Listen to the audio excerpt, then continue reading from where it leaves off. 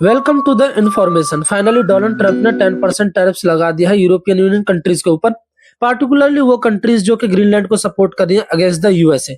इनमें कंट्रीज आती हैं जैसे कि Denmark, Norway, Sweden, France, Germany, UK, Netherlands, Finland. अगर डोनाल्ड ट्रंप ने ये कहा है कि अगर ये कंट्रीज नहीं मानती हैं और ग्रीनलैंड को लेकर कोई सौदा नहीं करती हैं, तो इन्हीं कंट्रीज पे 1 फरवरी से जो टैरिफ है इसको 25% कर दिया जाएगा। इससे क्लियरली नजर आता है कि नाटो और यूएसए के बीच में कुछ परेशानियां खड़ी हो चुकी हैं।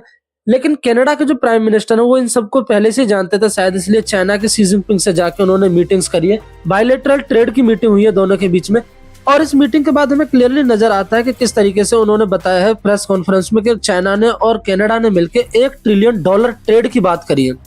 और इसके अलावा भी उन्होंने जो है न्यू वर्ल्ड ऑर्डर की बात करी है। हालांकि बाद में वो एक्सप्लेन करते हुए नजर आते हैं कि न्यू वर्ल्ड का ऑर्डर का मतलब ये नहीं कि वो अमेरिका को रिप्लेस करना चाहते हैं, लेकिन इसका मतलब है कि हमें और कंट्रीज के साथ भी बेहतर रिलेशन बनाने की जरूरत है।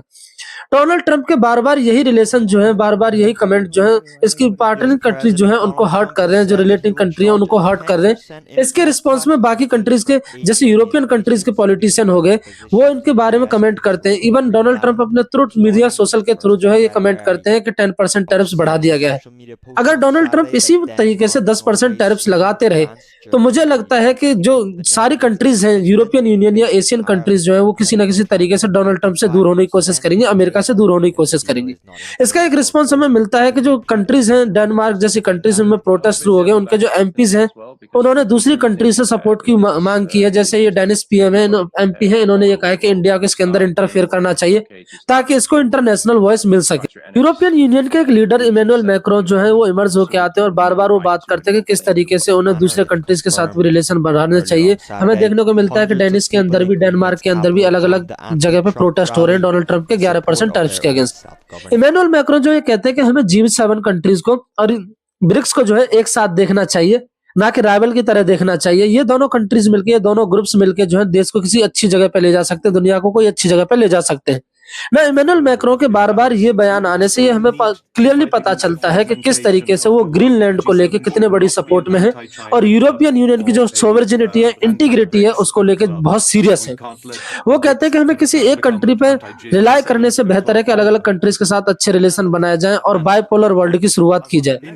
इनके इन बयानों से हमें बाकी यूरोपियन कंट्रीज जो है वहां से भी बयान मिलते हैं, जैसे इटली हो गई या यूके हो गया या जर्मनी हो गई, इन कंट्रीज से भी हमें अलग अलग बयान मिलते हैं। लेकिन इमैनुअल मैक्रो जो है एक लीडर की तरह इमर्ज होकर आ रहे हैं। उनकी कुछ स्टेटमेंट भी हमें देखने को मिलती है। उन स्टेटमेंट के अंदर वो क्लियरली बोलते हैं कि नो इंटीमेशन और threat will be influence us neither in Ukraine, in Greenland, anywhere else in the world. तो इससे हमें पता चलता है कि वो कितने ज्यादा सपोर्ट में है ग्रीनलैंड को और यूरोपियन यूनियन को लेके।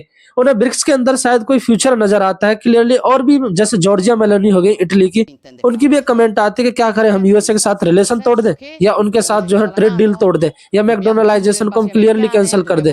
तो इससे हमें पता चलता है वो कहते हैं कि मैं डोनाल्ड ट्रंप के साथ कुछ चीजों को लेकर खुश हूँ, जैसे वेनेजुएला को लेकर, लेकिन मैं ग्रीनलैंड को लेकर बिल्कुल एग्री नहीं करती हूँ डोनाल्ड ट्रंप के साथ। तो इस तरीके की मिक्स इमोशन जो है, मिक्स कमेंट आ रही है यूरोपियन यूनियन से। सिमिलरली कमेंट जो है, एक और कमेंट आती है यूके के प्राइम मिनिस्टर से आती है।